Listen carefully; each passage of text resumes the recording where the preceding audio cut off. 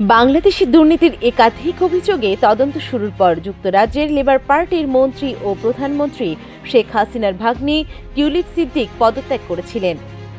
এবার যুক্তরাষ্ট্রের শীর্ষ ধন কুবের ও নবনির্বাচিত প্রেসিডেন্ট ডোনাল্ড ট্রাম্পের ঘনিষ্ঠ মিত্র ইলন মাস্ক টিউলিপ সিদ্দিককে দুর্নীতিবাজ হিসেবে আখ্যা দিয়েছেন। ইলন মাস্ক তার সামাজিক যোগাযোগ মাধ্যম এক্সে 15 জানুয়ারি সন্ধ্যায় একটি টুইট শেয়ার করেন, যেখানে তিনি টিউলিপ সিদ্দিকের পদত্যাগের বিষয়ে মন্তব্য করেন। শেয়ার করা টুইটের ক্যাপশনে ইলন মাস্ক লেখেন, লেবার পার্টির শিশু কল্যাণ মন্ত্রী শিশু নিগ্রহকারীদের নিরাপত্তা দেয় এবং দুর্নীতি বিরোধী মন্ত্রী নিজেই দুর্নীতিবাজ। টিউলিপ সিদ্দিক যুক্তরাজ্যের অর্থ মন্ত্রণালয়ের অর্থনীতি বিষয়ক মিনিস্টার ছিলেন। তার উপর ছিল দেশের আর্থিক খাতে দুর্নীতি বন্ধের দায়িত্ব।